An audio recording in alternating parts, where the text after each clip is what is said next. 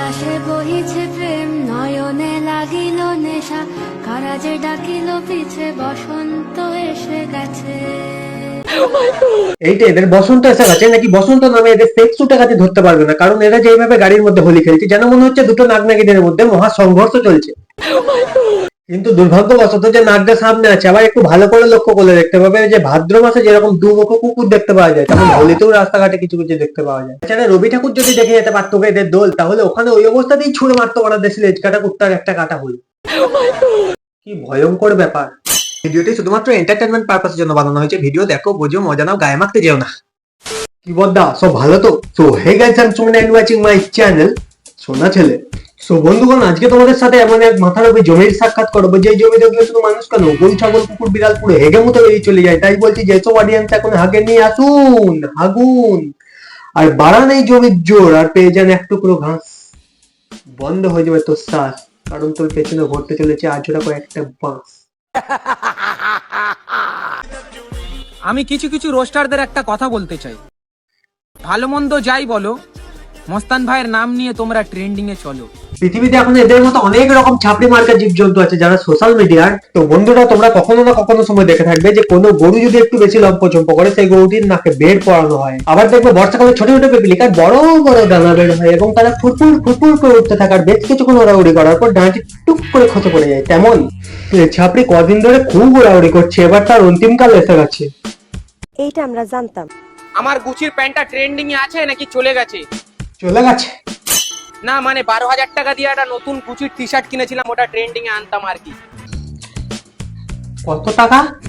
মানে 12,000 টাকা দিয়ে একটা নতুন গুচির টি শার্ট কিনেছিলাম। তুই 1200 টাকার গুচ্ছি না মারিয়ে 12 টাকার গুচ্ছি নিয়ে কিনে নিয়ে বাড়ি যাওয়া, কারণ মঙ্গলহাটে 100 টাকার এক বস্তা গুচ্ছি ছায়া কিনে ট্রাক্টর গ্যারেজে আমাদের ট্রাক্টর মোচা হয়। কি ক্লিয়ার না ভেজাল আছে?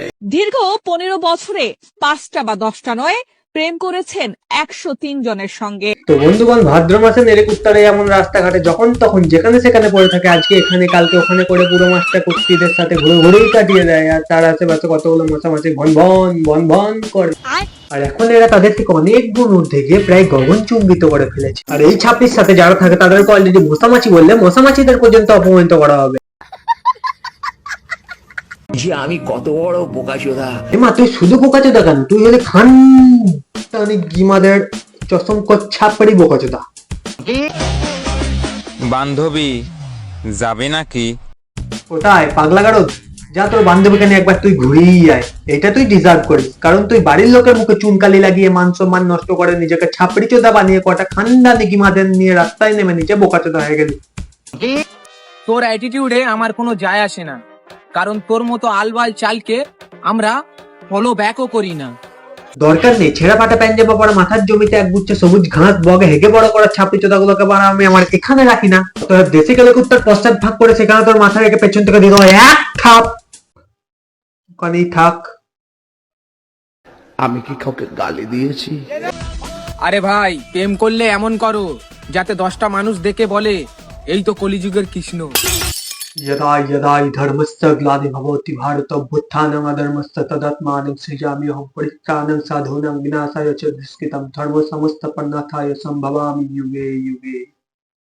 তারপরে মহাভারতের সেই মহান শ্রীকৃষ্ণ মাতা দ্রৌপদীকে বস্ত্র হরণ করা থেকে রক্ষা করে মাতা দ্রৌপদী এবং সমগ্র ভারতবাসীর কাছে তিনি ভগবান হয়ে উঠেছিলেন। আর এখন এই ঘোরকলিতে ফাটা কন্ডম থেকে টুস করে বেরোনো এক ফোঁটা বীর্য থেকে এমন এক ছাপড়ি জন্মাইছে, শ্রী ভগবান কৃষ্ণ যদি একবার দেখে নেয় গো, তাহলে সুদর্শন চক্র প্রয়োগ করে জ্যান্ত নুনু কেটে দেবে গো।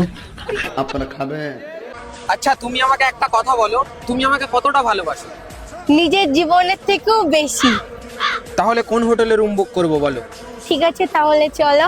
যার কোষ্ঠকাঠিন্য 43তম দিনে ইট বালি জল সিমেন্ট খেয়ে কংক্রিটের নেই শক্ত কুয়োর থেকে বেরোবে, সেই শক্ত কু এই ধাংড়ি গিমার মুখে কোনো একজন কলকাতাবাসী ঠুসে দাও।